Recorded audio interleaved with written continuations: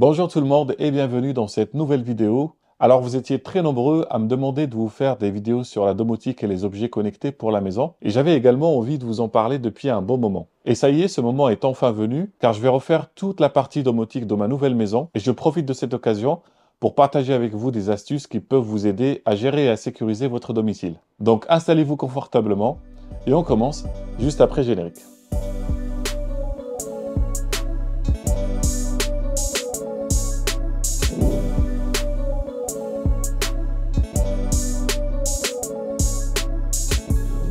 Donc aujourd'hui, je vais commencer par équiper mon entrée pour la rendre plus pratique et plus sécurisée.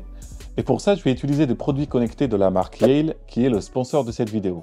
Pour ceux qui ne connaissent pas la marque Yale, elle est spécialisée dans la sécurité à domicile. Elle a été fondée en 1840 par Linus Yale. Et pour la petite histoire, c'est lui qui a inventé la serrure à goupilles qu'on utilise actuellement dans presque tous nos logements. Donc l'entreprise fabriquait et fabrique toujours des serrures, des coffres-forts et propose également tout un écosystème d'objets connectés pour la maison. D'ailleurs, le premier objet que je vais installer fait partie de leur tout nouveau produit, c'est le Linus Smart Lock L2. Donc c'est une serrure connectée qui est facile à installer, vous allez voir, et qui a des fonctionnalités très intéressantes. Elle s'adapte à quasiment 90% des portes en France et en Europe. Et pour en être sûr, Yale a mis en ligne un questionnaire qui va vous permettre en moins de 3 minutes de vérifier si votre porte est compatible. Elle ne laisse pas de traces, donc on peut l'installer même si on est locataire et l'enlever quand on déménage. Dans la boîte, on trouve la serrure bien évidemment. J'ai choisi la couleur argentée, mais elle existe en noir également. Ensuite, il y a une semelle adhésive qui permet de coller la serrure si vous ne pouvez pas la fixer autour du cylindre de porte. Un tag NFC qui permettra de verrouiller ou déverrouiller la serrure à distance. Une plaque magnétique qui va permettre de détecter l'ouverture ou la fermeture de la porte. Et enfin, la batterie qui peut tenir jusqu'à 6 mois avec une seule recharge, donc on est très large niveau autonomie. Je passe à l'installation de la serrure. Pour ça, rien de compliqué. J'enlève le cache avant pour déverrouiller la base et la détacher. Je fixe la base autour du cylindre de porte. Dans mon cas, le cylindre dépasse d'au moins 3 mm, donc je peux tout simplement emboîter la base autour du cylindre et serrer avec la vis qui est au-dessus. Si le cylindre est à fleur, il faudra coller la base en utilisant la semelle adhésive.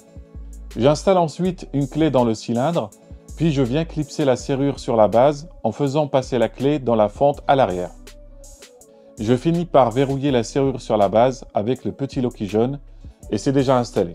Je peux maintenant utiliser la serrure pour verrouiller ou déverrouiller la porte manuellement. J'insère ensuite la batterie que j'ai rechargée avant. Je passe ensuite à l'appairage. Je télécharge l'application et je crée un compte qui va permettre de gérer tous les appareils ou même gérer plusieurs domiciles. J'appuie sur configurer un nouvel appareil. Je scanne le QR code de la serrure qui se trouve à l'arrière du cache et c'est bon, elle est appairée. Je réponds à quelques questions qui vont permettre d'adapter les fonctionnalités de la serrure par rapport au type de ma porte. Ensuite, je renseigne le code Wi-Fi pour connecter la serrure et faire les dernières mises à jour. Je passe maintenant au calibrage de la serrure. Je remets d'abord le cache avant et j'installe la petite plaque magnétique sur le bâti de porte, ce qui permet à la serrure de détecter si la porte est ouverte ou fermée et donc d'envoyer des notifications ou des alertes si besoin. L'application me demande de faire quelques manipulations pour calibrer la serrure.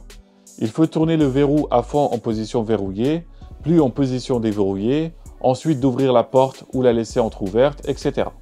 Comme vous pouvez le constater, c'est assez simple à installer et à configurer. Je vais vous présenter maintenant quelques cas d'usage ou comment on compte l'utiliser dans notre quotidien. Alors déjà, le fait de pouvoir ouvrir la porte de l'intérieur sans devoir chercher les clés à chaque fois, c'est très pratique. Je peux par exemple ouvrir la porte pour récupérer un colis et une fois fermée, la porte se verrouille automatiquement. Je peux verrouiller ou déverrouiller la porte de plusieurs manières, avec l'application ou avec les assistants vocaux ou même avec des accessoires qu'on peut installer où l'on veut. Comme par exemple avec ce tag NFC que je peux installer dans ma voiture et donc pouvoir déverrouiller ou verrouiller la porte depuis la voiture, ce qui peut être très pratique s'il pleut ou si on a les mains chargées avec des courses. Je peux également créer des accès invités depuis l'application pour autoriser des personnes à accéder à la maison. Par exemple, je peux donner l'accès à un artisan qui doit intervenir chez moi ou à la nounou de pouvoir venir garder les enfants.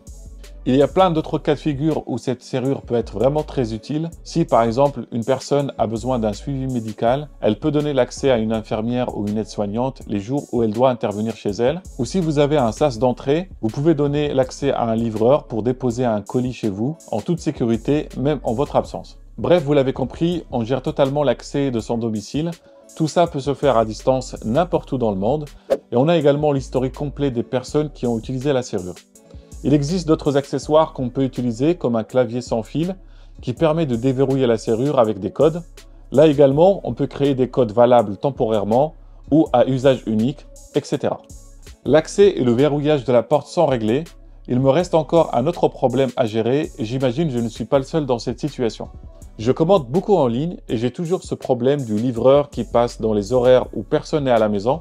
Et donc, je ne peux pas lui donner de consigne ou savoir s'il est passé pour déposer mon colis. Donc, je vais installer ce deuxième produit qui est la sonnette vidéo intelligente. Dans la boîte, on trouve la sonnette. Elle est en un seul bloc et peut se fixer directement sur sa base. On a ensuite la base qu'on peut fixer au mur avec des vis. Mais si on ne veut pas ou on ne peut pas percer pour mettre des vis, on peut utiliser la semelle adhésive pour la coller. Il y a aussi cette cale qui peut être très utile dans certains cas, car elle va permettre de mieux orienter la sonnette et donc d'avoir un meilleur angle de vision. On trouve également tout le nécessaire pour fixer la base au mur et les connecteurs pour raccorder la sonnette au fil électrique de l'ancienne sonnette. Car oui, cette sonnette peut fonctionner en filaire ou sans fil. Elle a une batterie intégrée qui a 4 à 6 mois d'autonomie selon utilisation. Il y a ensuite une signalétique qui informe que la maison est sous vidéosurveillance. Car du moment qu'on utilise des dispositifs de vidéosurveillance, on est obligé de mettre une signalétique qui l'indique, donc c'est chouette qu'ils en ont mis une. Et pour finir, il y a le câble de recharge et la notice. Bon, on a découvert le contenu de la boîte, je passe maintenant à la configuration de la sonnette. Les étapes sont quasi les mêmes que la serrure. Je scanne le QR code pour appairer la sonnette avec l'application. Je suis quelques étapes pour nommer et définir dans quel endroit sera installé l'appareil, et c'est terminé. Je fixe ensuite la base au mur. Je n'ai pas de fil actuellement pour brancher la sonnette, donc je l'utilise en mode sans fil. La sonnette est opérationnelle, je peux maintenant la configurer en choisissant la zone à surveiller et la sensibilité de détection. Je peux également définir certaines zones de confidentialité pour ne pas les filmer, comme les espaces privés des voisins par exemple. J'ai défini dans l'application qu'une fois une présence détectée dans mon espace privé, la sonnette commence à enregistrer et envoie une notification sur mon téléphone. Si la personne appuie sur la sonnette, on reçoit directement un appel sur le téléphone et on peut décrocher pour parler avec elle. On peut également brancher des carillons connectés chez soi qui vont sonner comme un carillon normal, sauf que là, ils ont été très malins et ont intégré une option que je trouve géniale. C'est de pouvoir activer le mode ne pas déranger et donc les carillons seront en mode silencieux. J'ai vraiment rêvé de cette option quand mes enfants étaient en bas âge et faisaient la sieste. Je devais à chaque fois mettre un petit mot à la porte pour demander de ne pas utiliser la sonnette. Je peux relier plusieurs carillons à la même sonnette, ce qui est pratique si on a une grande maison ou si elle est sur plusieurs étages. Le combo des deux produits que j'ai installés aujourd'hui permettra également de voir qui sonne à la porte et de lui ouvrir sans devoir créer des codes d'accès à l'avance. Et comme je l'ai dit en début de vidéo, c'est tout un écosystème de produits qui prennent de plus en plus sens quand ils sont combinés entre eux. Vous allez voir par la suite, je vais continuer à faire grandir cet écosystème avec d'autres produits très intéressants qui vont nous aider à vivre sereinement dans cette nouvelle maison. Je remercie encore la marque Yale pour leur soutien dans ce projet et je vous invite à aller jeter un coup d'œil sur leurs produits car ça vaut vraiment le coup. Et s'il y a d'autres produits que vous aimeriez que je vous présente, n'hésitez pas à me l'écrire en commentaire. Vous trouverez l'ensemble des liens dans la description. J'ai même négocié pour vous un code de réduction Shadi20 qui vous permettra d'avoir 20% de réduction. Je vous remercie pour votre attention et je vous retrouve très bientôt pour la suite de cette série avec d'autres conseils pour continuer à rendre sa maison plus sécurisée et plus ergonomique. Si vous avez des questions, n'hésitez pas à les poser dans l'espace commentaire. Je vous retrouve très bientôt dans une prochaine vidéo. D'ici là, je vous souhaite une très belle journée ou soirée. Salut à tous!